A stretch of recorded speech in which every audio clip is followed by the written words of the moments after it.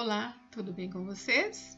Hoje, dia 334 da nossa leitura da palavra, nós vamos ler os capítulos 7 ao 10 do segundo livro dos Coríntios. Vamos à leitura? Capítulo 7. Portanto, meus amados, tendo tais promessas, purifiquemo-nos de toda impureza, tanto da carne como do espírito, aperfeiçoando a nossa santidade no temor de Deus. A alegria de Paulo pelos coríntios. Pedimos que vocês nos acolham em seu coração. Não tratamos ninguém com injustiça, não prejudicamos ninguém, não exploramos ninguém. Não falo para condenar vocês, porque eu já disse que vocês estão em nosso coração, para juntos morrermos e vivermos. Estou sendo bem franco com vocês e tenho muito orgulho de vocês. Sinto-me grandemente confortado e transbordo de alegria em meio a toda a nossa tribulação. A chegada de Tito. Porque quando chegamos à Macedônia, não tivemos nenhum alívio, pelo contrário, em tudo fomos atribulados, lutas por fora, temores por dentro. Porém Deus, que consola os abatidos, nos consolou com a chegada de Tito, e não somente com a chegada dele, mas também pelo consolo que recebeu de vocês. Ele nos falou da saudade, do pranto e do zelo que vocês têm por mim, aumentando assim a minha alegria. Porque mesmo que eu tenha entristecido vocês com a minha carta, não me arrependo, embora já tenha me arrependido, pois vi que aquela carta os deixou triste, ainda que por breve tempo. Mas agora me alegro, não porque vocês ficaram tristes, mas porque essa tristeza os levou ao arrependimento, pois vocês foram entristecidos segundo Deus, para que de nossa parte não sofressem nenhum dano. Porque a tristeza, segundo Deus, produz arrependimento para a salvação, que a ninguém traz pesar, mas a tristeza do mundo produz morte. Vejam quanto cuidado produziu em vocês o fato de serem entristecidos segundo Deus.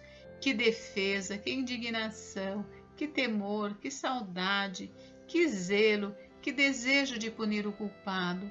Em tudo vocês se mostraram inocentes nesse assunto. Portanto, embora eu tenha escrito aquela carta, não foi por causa daquele que fez o mal, nem por causa daquele que sofreu a afronta, mas para que fosse manifesto entre vocês, diante de Deus, o cuidado que vocês têm por nós. Foi por isso que nos sentimos consolados, e acima desta nossa consolação, muito mais nos alegramos pelo contentamento de Tito, porque todos vocês trouxeram refrigério ao espírito dele. Porque se falei a ele com certo orgulho a respeito de vocês, não fiquei envergonhado. Pelo contrário, como tudo que falamos a vocês era verdade, também os elogios que na presença de Tito fizemos a respeito de vocês se mostraram verdadeiros. E o grande afeto que ele tem por vocês aumenta cada vez mais, quando ele se lembra da obediência de todos vocês, de como receberam com temor e tremor. Alegro-me porque em tudo posso confiar em vocês. Capítulo 8. Generosidade nas ofertas. Também, irmãos, queremos que estejam informados a respeito da graça de Deus que foi concedida às igrejas da Macedônia, porque no meio de muita prova de tribulação manifestaram abundância de alegria, e a profunda pobreza deles transbordou em grande riqueza de generosidade. Porque posso testemunhar que na medida de suas posses e mesmo acima delas eles contribuíram de forma voluntária, pedindo-nos com insistência a graça de participarem dessa assistência aos santos. E não somente fizeram como nós esperávamos, mas pela vontade de Deus deram a si mesmos, primeiro ao Senhor, depois a nós. Isto nos levou a recomendar a Tito que, assim como havia começado, também completasse esta graça entre vocês. Mas como em tudo vocês manifestam abundância, na fé, na palavra, no saber, em toda a dedicação e em nosso amor por vocês, esperamos que também nesta graça vocês manifestem abundância. Não digo isto na forma de mandamento, mas para provar se o amor de vocês é sincero, comparando-o com a dedicação de outros. Pois vocês conhecem a graça de nosso Senhor Jesus Cristo, que, sendo rico, se fez pobre por amor de vocês, para que por meio da pobreza deles, vocês se tornassem ricos. E nisto dou a minha opinião. Convém que vocês façam isto. Vocês que desde o ano passado começaram não só a fazer, mas também a querer. Terminem agora a obra começada, para que assim como mostraram boa vontade no querer, assim também completem essa obra, dando de acordo com o que vocês têm. Porque se há boa vontade, a oferta será aceita conforme o que a pessoa tem, e não segundo o que ela não tem. Não se trata de fazer com que os outros tenham alívio e vocês tenham sobrecarga, mas para que haja igualdade. Neste momento, a abundância que vocês têm supre a necessidade deles, para que a abundância deles venha a suprir a necessidade que vocês vierem a ter. Assim haverá igualdade. Como está escrito, quem recolheu muito não teve demais, e o que recolheu pouco não teve falta. A missão de Tito. Mas graças a Deus que pôs no coração de Tito a mesma dedicação que temos por vocês. Ele atendeu ao nosso apelo e, mostrando ser muito dedicado, partiu voluntariamente para encontrar-se com vocês. E com ele estamos enviando o irmão cujo louvor no Evangelho está espalhado por todas as igrejas. E não só isto, mas ele também foi eleito pelas igrejas para ser o nosso companheiro no desempenho dessa graça ministrada por nós, para a glória do nosso Senhor e para mostrar a nossa boa vontade.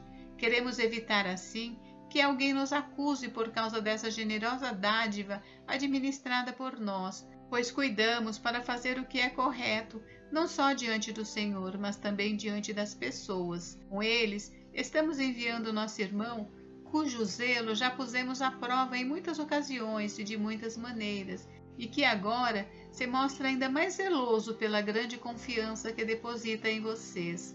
Quanto a Tito, é meu companheiro e cooperador entre vocês. Quanto aos nossos irmãos, são mensageiros das igrejas e glória de Cristo. Por isso, diante das igrejas, comprovem o amor de vocês e confirmem o orgulho que temos de vocês na presença desses homens. Capítulo 9. Instruções de Paulo quanto à oferta. Ora, quanto à assistência a favor dos santos, não é necessário que eu escreva a vocês, porque conheço a boa vontade de vocês, da qual me orgulho diante dos macedônios, dizendo que os irmãos da Acaia estão preparados desde o ano passado, e o zelo de vocês tem estimulado muitos deles. Mas enviei estes irmãos para que o nosso louvor a respeito de vocês, neste particular, não se desminta, a fim de que, como venho dizendo, vocês estivessem preparados. Do contrário, se alguns macedônios forem comigo e descobrirem que vocês não estão preparados, isso será uma vergonha para nós, para não dizer que será para vocês também, por toda essa confiança que tivemos em vocês.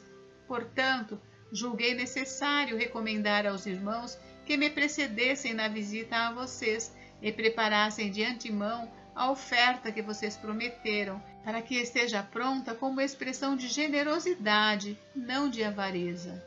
A sementeira e a colheita. E isto afirmo: aquele que semeia pouco também colherá pouco, e o que semeia com fartura também colherá com fartura. Cada um contribua segundo tiver proposto no coração, e não com tristeza ou por necessidade, porque Deus ama quem dá com alegria. Deus pode tornar abundante em vocês toda graça, a fim de que, tendo sempre em tudo ampla suficiência, vocês sejam abundantes em toda boa obra. Como está escrito, distribuiu, deu aos pobres, a sua justiça permanece para sempre. E Deus, que dá semente ao que semeia e pão para alimento, também suprirá e aumentará as sementes e multiplicará os frutos da justiça de vocês. Assim, vocês serão enriquecidos em tudo para toda generosidade, a qual, por meio de nós, resulta em orações de gratidão a Deus. Porque o serviço desta assistência não só supre a necessidade dos santos, mas também transborda em muitas orações de gratidão a Deus. Na prova deste serviço, eles glorificam a Deus pela obediência da confissão que vocês fazem do Evangelho de Cristo e pela generosidade com que vocês contribuem para eles e para todos, enquanto eles oram por vocês com grande afeto, por causa da extraordinária graça de Deus que foi dada a vocês. Graças a Deus pelo seu dom indescritível. Capítulo 10. Paulo defende a sua autoridade apostólica. E eu mesmo, Paulo, peço a vocês pela mansidão e bondade de Cristo, eu que, na verdade, quando estou com vocês, sou humilde, mas quando ausente sou ousado para com vocês. Sim, peço que não me obriguem a ser ousado quando estiver com vocês, servindo-me daquela firmeza com que penso que devo tratar alguns que nos julgam como se andássemos segundo a carne. Porque, embora andemos na carne, não lutamos segundo a carne, porque as armas da nossa luta não são carnais, mas poderosas em Deus para destruir fortalezas. Destruímos raciocínios falaciosos e toda arrogância que se levanta contra o conhecimento de Deus, e levamos cativo todo pensamento à obediência de Cristo. E estaremos prontos para punir qualquer desobediência, quando a obediência de vocês estiver completa. Observem o que está evidente. Se alguém confia em si que é de Cristo, pense outra vez consigo mesmo, que assim como ele é de Cristo, também nós somos. Porque se eu me gloriar um pouco mais a respeito da nossa autoridade, a qual o Senhor nos conferiu para a edificação e não para a destruição de vocês, não me envergonharei. Não quero que pareça ser meu objetivo intimidar vocês por meio de cartas. Alguns dizem: as cartas são graves e fortes, mas a presença pessoal dele é fraca e a sua palavra é desprezível.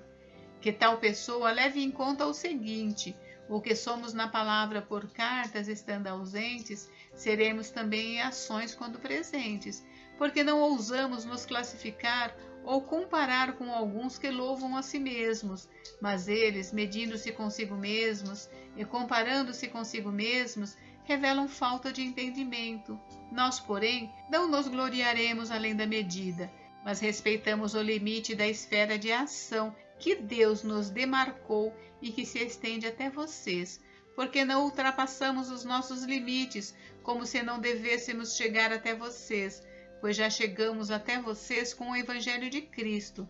Não nos gloriamos além da medida no trabalho que outros fizeram, mas temos a esperança de que, à medida que cresce a fé que vocês têm, seremos cada vez mais engrandecidos entre vocês, dentro da nossa esfera de ação, a fim de anunciar o Evangelho para além das fronteiras em que vocês se encontram, sem com isso nos gloriarmos de coisas já realizadas na esfera de ação de outros.